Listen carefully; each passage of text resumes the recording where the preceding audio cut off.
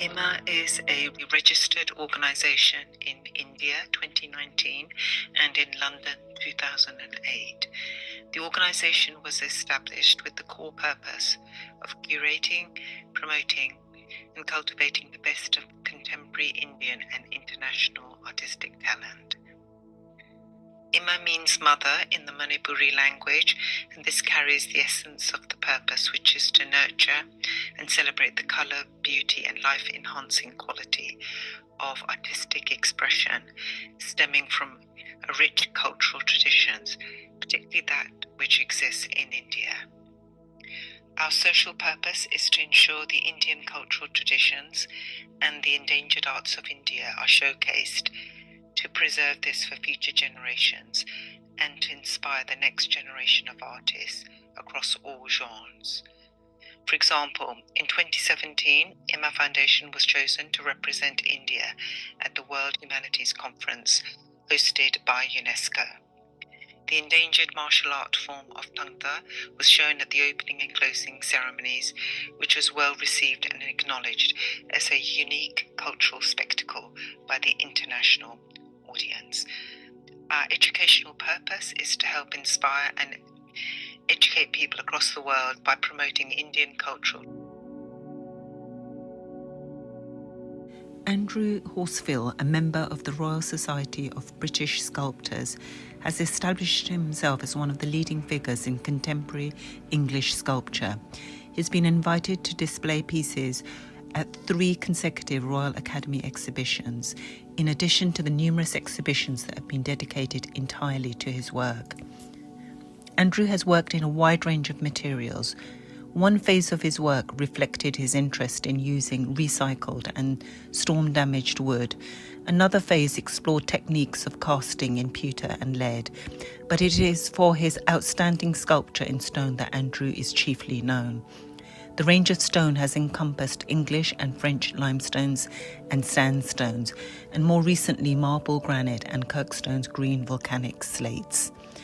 A recurring theme of Andrew's work is the exploration of the correspondence between organic forms at the microcosmic and macrocosmic levels. His sculpture can evoke the monumental scale of the landscape, and it can also suggest an inward exploration of the submolecular world. From the outset, Andrew has been both a sculptor and a designer. The theme of his first catalogue was design in sculpture, sculpture in design, and the interweaving of sculptural elements in the design of everyday objects has become the hallmark of his design studio. Actually profile leaders for organisations, and so what that involves is taking stock of their lives and really helping them see the patterns that have got them to where they are, but also the patterns that are holding them back. And I think that's relevant for artists as well, that there's a real creative power within individuals, but it needs to be harnessed, and there's real barriers. Work in the field of psychology can join the dots. This is the big problem I find. Channeling myself in the right direction. Yeah. So self-mastery is like... it's the hardest part of being an artist. Yeah. Rani is the director of IMA Foundation, working with me all of aesthetic side, because my English is not that great, but aesthetic is aesthetic, nothing called some specific language. There's the inner root of the language. So Rani knows exactly what I'm talking about. Language is most important is feelings, we know the aesthetic. My name is Radha Binod Sharma. I'm the founder of IMA Foundation. IMA Foundation is founded for contemporary talented artists. Beginning, we start with India. This is a global actually, because art is nothing called color. Art is everything, internal root of the human feelings. There's one language called art. Art has no boundaries. Absolutely. Andrew, before we start, do you want to say anything about yourself? To start from the beginning, I suppose, with my education, which probably kicked off my artistic career. The school I went to had a very, very deep artistic curriculum, which is part of the education.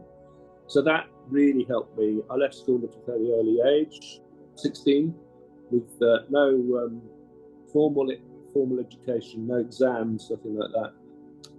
And more or less started practicing my skills as a learning my skills as a sculptor. As more as a R&R, rest and relaxation, weekends, I had a father who was a very skilled craftsman and artist in his own right. And again, I think these two combinations of the school and my father sort of kicked off my yearning to be an artist, a sculptor. So I carried on being a part-time sculptor, if you like. Just it kept me busy at the weekends for some time, and then after bringing up a family, I thought I'd give it a go and try and be a professional artist. So I was in construction. That's what paid the bills. I spent 2 years trying to do that, but it was a daunting task, and in the end had to go back to construction. Then I was invited to India about 25 years ago, maybe, by a friend to support a charity down there, an orphanage. They were making little stone pendants and rings and things like that. And they weren't really making any money out of it, but he said, "Come and help me do this." So I had a 2-week holiday, visited the orphanage. This is in Mamallapuram, so it was heaven for me, because it's the stone. It's the temple carving world of India, Mamallapuram.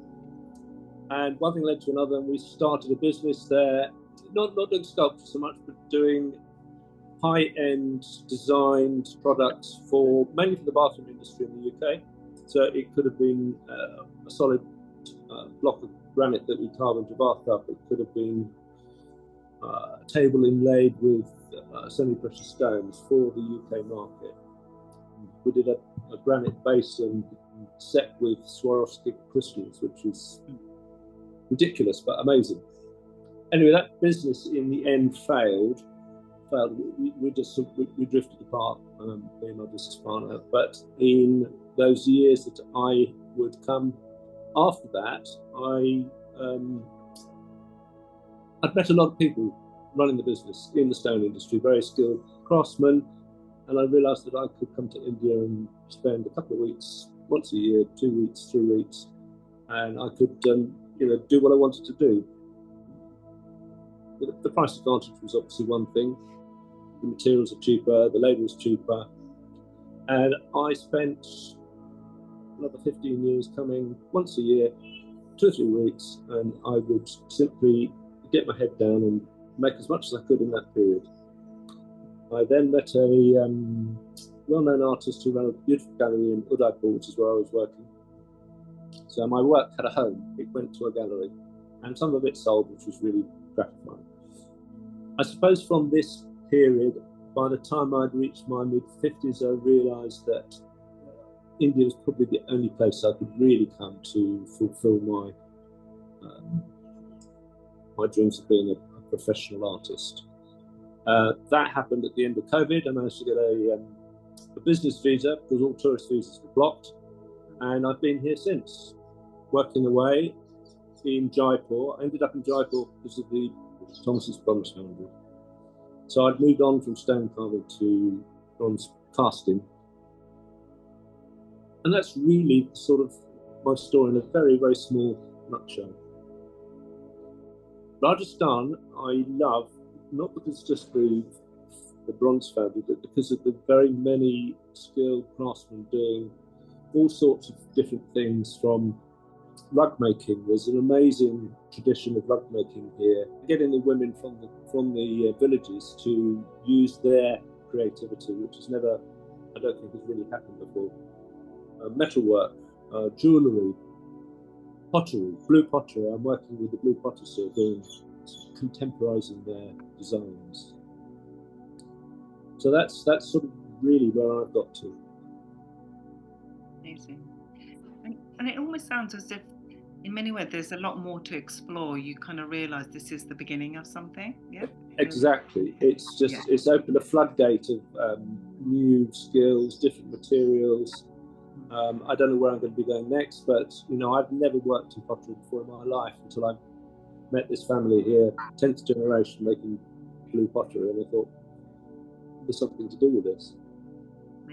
Semi-precious stone carving, jewellery. I've incorporated jewellery now in some of my sculptures. So it's ever expanding. And I've learned one thing: never plan.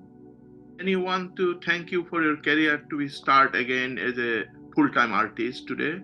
Anyone is behind of you to support you emotionally and practically?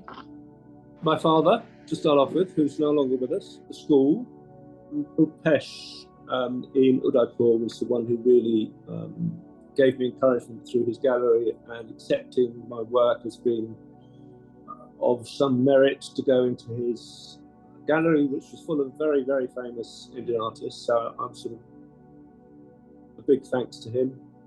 And then the other really big thanks is to Thomas, who has guided me in his own inimitable way, from what I was doing early on to what I'm doing now, which I think when you look at my portfolio, you'll see there's a very big difference from what I started off with to what I do now.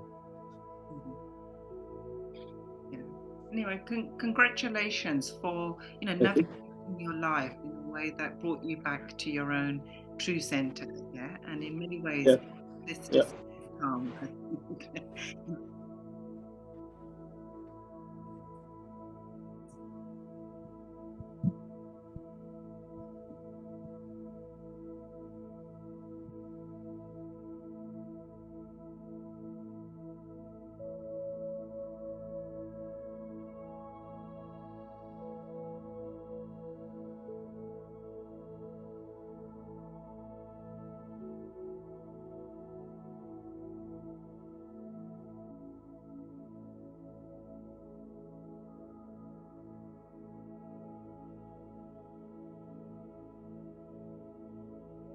Just to tell everybody, this is where the direction of my sculpture really changed from simply creating something that was beautiful, that was instinctive in me. There was no original idea before the work started. It would be a sketch that would be worked up sometimes directly into the stone or into the model for bronze casting. Now this one here is completely the opposite. The idea came first, and then from the idea, I had to try and work out how I would represent it.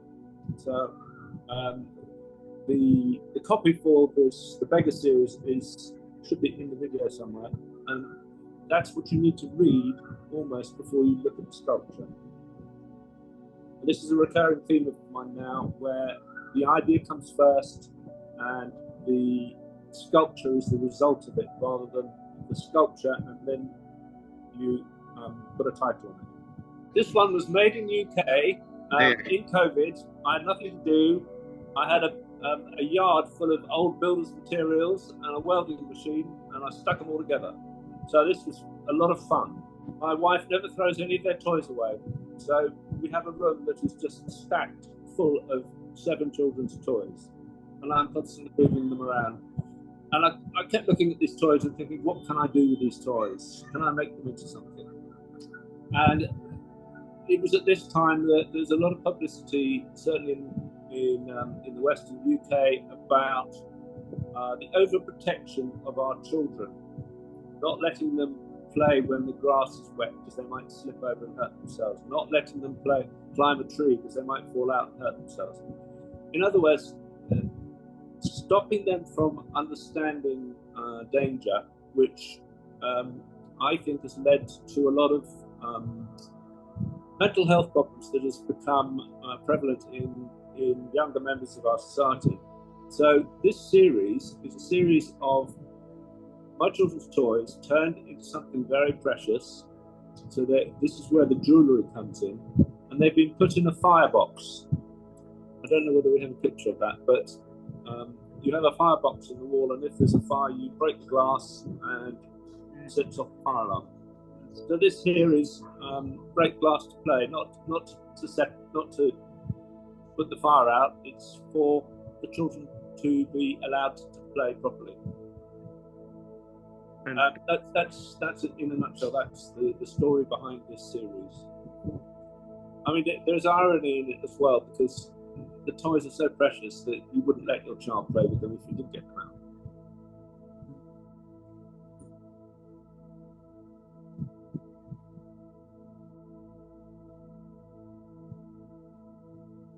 This is 602 sapphires set onto its back.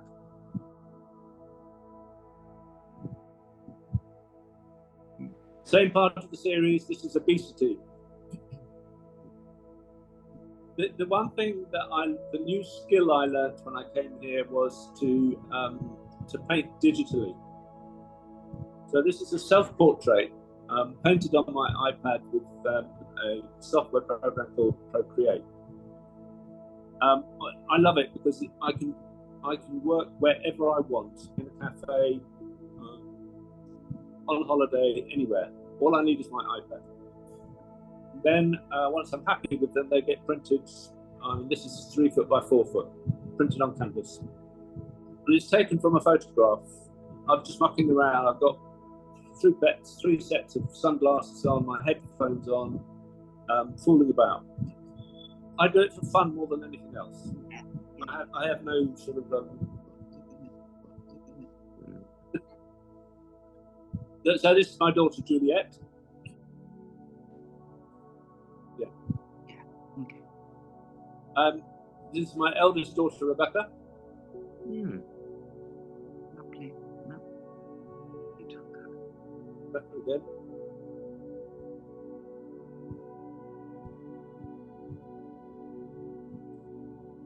She's a friend in India.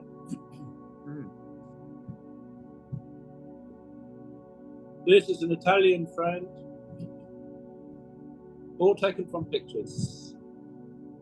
So I basically paint over the photograph.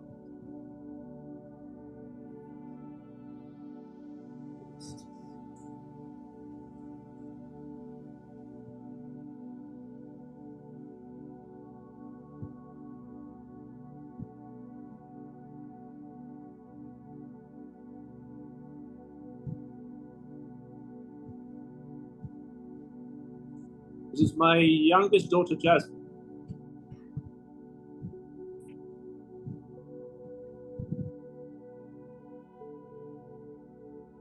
Quite recent work, isn't it?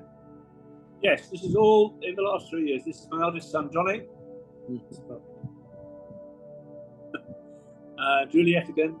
These are one of the first iPad drawings I did. So I was getting to grips with the different brushes, and the one thing I did discover is that, and I think it's the same with any technology, is using technology is a dangerous thing. It can be very good. It's a sort of double-edged sword, and I found very quickly that with the iPad I could get carried away with all the technology in it. I had to take a step back and just pretend that it was a brush with paint and a canvas, and then it will work, and not start using all the fancy gimmicks, the layers, the different colours, the different brushes, and so on. Now this is one of my first blue pottery masks. If you know anything about blue pottery, it's got nothing to do with pottery at all. It's not clay, it's made of ground quartz, ground glass, gum arabic, and 1 or 2 other elements. It's a very tricky material to use because it's very floppy, it's like pastry. So to create anything, you have to have a mould, a negative mould. And just like cooking, you roll your pastry out and then you put it into the frying pan. In this case, you put it into the mould. Then it dries, and then you treat it the same way you would any other pottery, but you have a very limited colour palette because it only works on this blue, hence blue pottery. And you paint the design on, and then it gets fired. Other person I have forgotten to thank, and that is Aniruddha, who commissioned me to do 12 family members in this style of blue pottery. I also held my first solo exhibition in India at his new gallery in Sitapura, Gyan Museum, and I carried on working with him. And without him, I certainly wouldn't be where I am today. So a thanks to Aniruddha, Gyan Museum, Gem Plaza.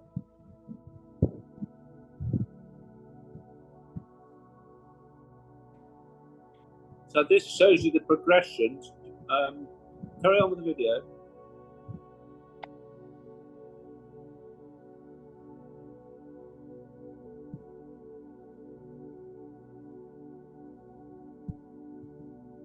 In the middle of this little video is the design for the glazing on the mask. This is also where I really sort of got to grips with my iPad and painting, because I started sort of scribbling the pattern I wanted to put onto the mask, and realised that the pattern in itself was a painting in its own right, which is just below this mask in the frame. Thank you very much, Andrew. I want to ask one interesting question to you, Andrew, because being a British, your creativity starts from your young age, right? Yeah. And you stay here and you decide to go to India. And how many years you are in Jaipur right now? 3. 3 years. So Permanently in Jaipur 3 years. I've been coming to Jaipur for 15 years. Okay, so permanently 3 years. These 3 years, did you have any change of your vision, any composition, your thinking, any thought process, anything? Immensely. Because of my surroundings, it's opened up new avenues for me to explore. And that wouldn't have happened if I'd stayed in the UK. That strikes me actually. India it's not just the place and the skills, it's the different culture, it's the friendliness of people, it's meeting new people here the whole time. I have a very good friend here, I want to thank him as well. Anshu, you can see his logo in the background with the tree. He's a creative director for advertising films, and we met by chance. And having that chance to talk to somebody with a creative mind, which I don't get in the UK, again, I meet all sorts of different people from the film world, actors, musicians. Again, that all helps. Amazing. Reason why I asked this question, Andrew, I'll tell you that true. I am in London since 1994, and I come in out every year, except this pandemic's time, 2-3 years. Yeah. And, I do know what is the possibility in UK and what is the possibility of Europe and what is the possibility of America, Asia, and India. Yeah. So bridging this wall is very important. As I said very beginning, language is important, but more than important is feelings or creative language. So that's why young generation, old generations, science, arts, all of gathering together. That's why we call bridge to wall. That's why you might be thinking that logo why I was showing back at very beginning. It is a foundation. Bridge to wall is we want to target maximum possible of creativity all over the world, including our endangered art, indigenous art, contemporary art, India and abroad, We have to work together. We can't do it our own. No, and I think that with people like you doing this YouTube channel is essential. Thank you. It's essential to get it out.